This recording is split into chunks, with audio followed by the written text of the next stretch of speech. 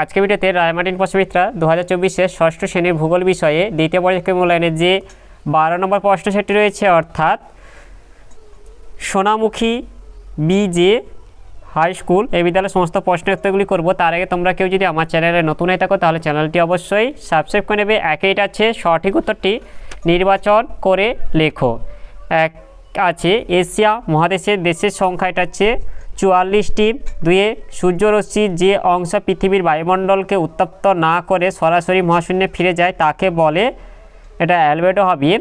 তিনে হচ্ছে লু বায়ু, এটা হচ্ছে শুষ্ক ও উষ্ণ। চারে কালো মাটি, এটা ব্যাসল্ট শিলা দ্বারা গঠিত। পাঁচে ক্যাকটাস গাছের উদাহরণ হলো ফণিমনসা। ছয়ে বিশ্ব অরণ্য দিবস 21শে মার্চ। দুয়ে গেছে একটি বাক্যে উত্তর দাও। এক আছে পৃথিবীর দীর্ঘতম হিমবাহের নাম কি? পৃথিবীর দীর্ঘতম হিমবাহের নাম ল্যাম্বার্ট হিমবাহ। দুয়ে কোন বায়ুর খামখেয়ালিপনার জন্য কোথাও বন্যা ও কোথাও খরা হয়? এটা হচ্ছে মৌসুমি বায়ুর খামখেয়ালিপনার জন্য কোথাও বন্যা ও কোথাও খরা হয়। তিনে গেছে ম্যানগ্রোভ অরণ্যের একটি গাছের নাম লেখো। ম্যানগ্রোভ অরণ্যের একটি গাছের নাম হলো সুন্দরী। চারে হচ্ছে দুটি পরিযায়ী পাখির নাম উল্লেখ করো। এটা হচ্ছে সাইবেরিয়ান সারস ও হুপিং সারস। এরপরে পাঁচে আছে কোন সালে বন্যপ্রাণী সংরক্ষণ চালু হয়? 1972 সালে বন্যপ্রাণী সংরক্ষণ চালু হয়। এরপর তিনে আছে টিকা লেখো। 30টি শব্দের মধ্যে বিকল্প প্রশ্নটি লক্ষণীয়। একে আছে ঘনীভবন। জলীয় বাষ্পযুক্ত বাতাস হালকা বলে উপরে উঠে যায়। উপরে বায়ুর উষ্ণতা ও চাপ দুই কম থাকায় জলীয় বাষ্প শীতল হয়ে ছোট ছোট জলকণায় পরিণত হয়, একে ঘনীভবন বলে। এরপরে তিনে দুই যেটা আছে ল্যাটেরাইট মাটি অথবা মরুমাটি। ল্যাটেরাইট মাটি অবস্থান ছোটনাগপুর মালভূমি, মেঘালয় মালভূমি এবং পূর্বঘাট ও পশ্চিমঘাট পর্বতের কিছু অংশে এই মাটি দেখা যায়। বৈশিষ্ট্য একে ল্যাটিন শব্দ ল্যাটার এর অর্থ ইট, ইটের মতো শক্ত ও লাল রঙের বলে এই মাটির নাম ল্যাটেরাইট।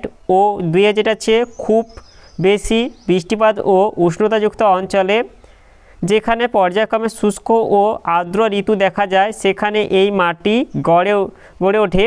তিনে যেটা আছে এই মাটির জলধারণ ক্ষমতা কম। চারে ল্যাটেরাইট মাটি অনুর্বর প্রকৃতির। কৃষিকাজ যে প্রভাব, এই মাটি কৃষিকাজে অনুপযোগী, তবে জলসেচ ও সার ব্যবহার করে কাজু বাদাম, চীনাবাদাম, ধান, জোয়ার, বাজরা, রাগি চাষ করা হয়। এরপরে মরুমাটি অবস্থান রাজস্থান রাজ্যে মরু অঞ্চল ও গুজরাটের কচ্ছ অঞ্চলে এই মাটি দেখা যায়। বৈশিষ্ট্য একে হচ্ছে স্বল্প বৃষ্টিপাত ও অধিক উষ্ণ অঞ্চলে এই মাটি দেখা যায়। দুয়ে জৈব পদার্থহীন এই মাটি ছিদ্রযুক্ত ও মোটা দানাযুক্ত। তিনে এই মাটির জলধারণ ক্ষমতা খুব কম। চারে মাটির উর্বরতাও কম। উৎপন্ন ফসল জলসেচ করা সম্ভব হলে এই মাটিতে মিলেট জাতীয় শস্য, গম, তুলো চাষ করা যায়। এরপরে চারি যেটা আছে নিচের প্রশ্নগুলির সংক্ষিপ্ত উত্তর দাও। 50টি শব্দের মধ্যে বিকল্প প্রশ্নটি লক্ষণীয়।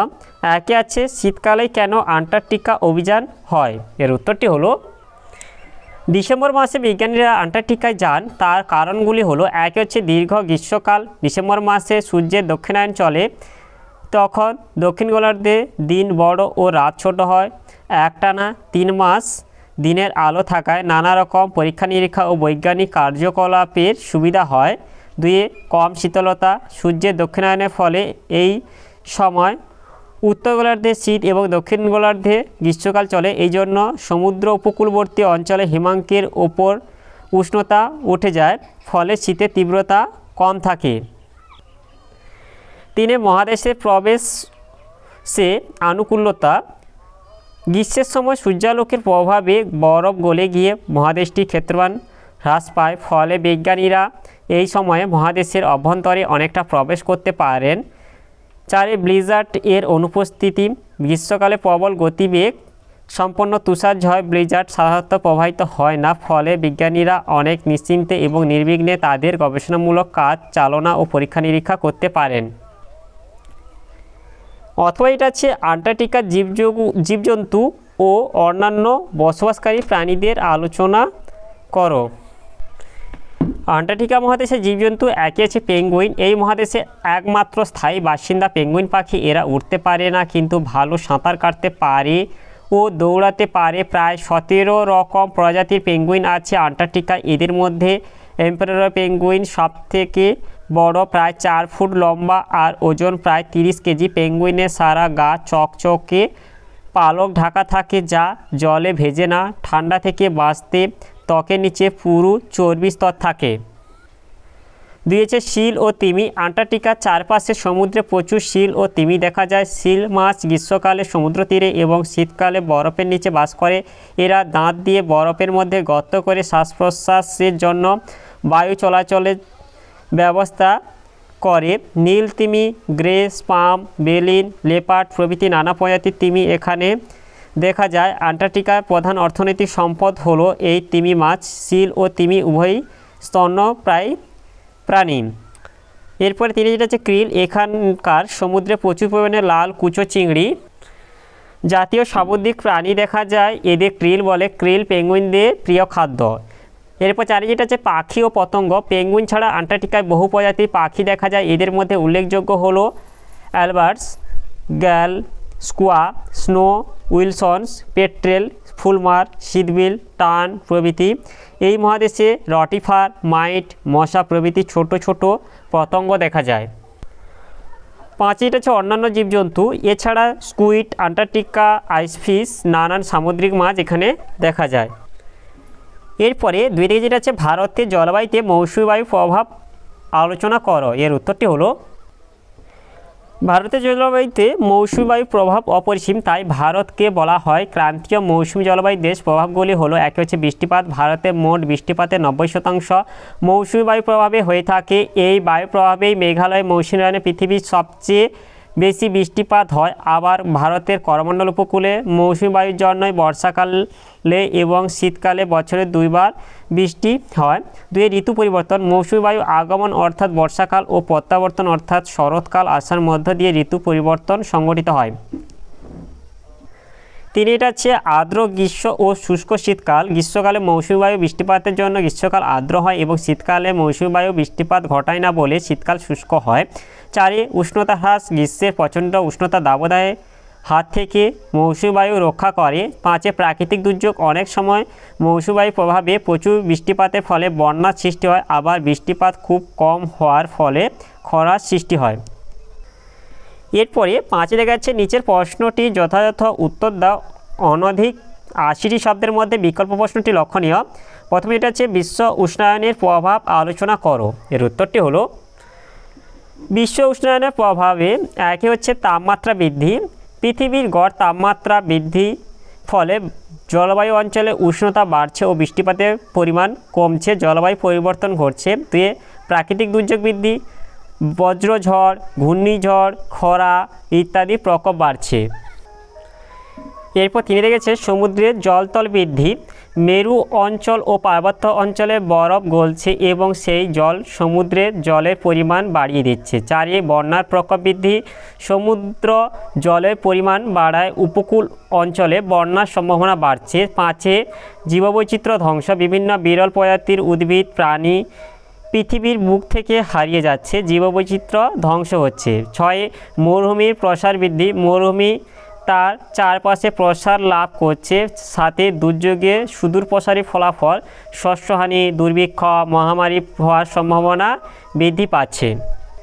এরপরে অথবা যেটা আছে পৃথিবীর তাপমণ্ডল চিত্রসহ বর্ণনা দাও। এর উত্তরটি হলো পৃথিবীতে যাবতীয় তাপের প্রধান উৎস হলো সূর্য। বিভিন্ন অক্ষাংশে সূর্যরশ্মির তাপের তারতম্য ঘটে বলে পৃথিবীতে নিম্নলিখিত 3টি স্থায়ী তাপবলয় গড়ে উঠেছে।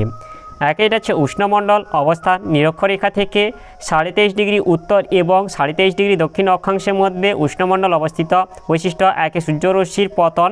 নিরক্ষীয় অঞ্চলে সারা বছর সূর্যরশ্মি লম্বভাবে পড়ে। 2 দিনরাত্রির দৈর্ঘ্য। নিরক্ষীয় অঞ্চলে সারা বছর 12 ঘন্টা দিন ও 12 ঘন্টা রাত্রি বিরাজ করে। 3 গড় তাপমাত্রা। উষ্ণমণ্ডলে বার্ষিক গড় তাপমাত্রা 27 ডিগ্রি সেলসিয়াস। 4 ঋতু। এখানে ঋতু বৈচিত্র্য দেখা যায় না কারণ সারা বছর একটি ঋতু বিরাজ করে।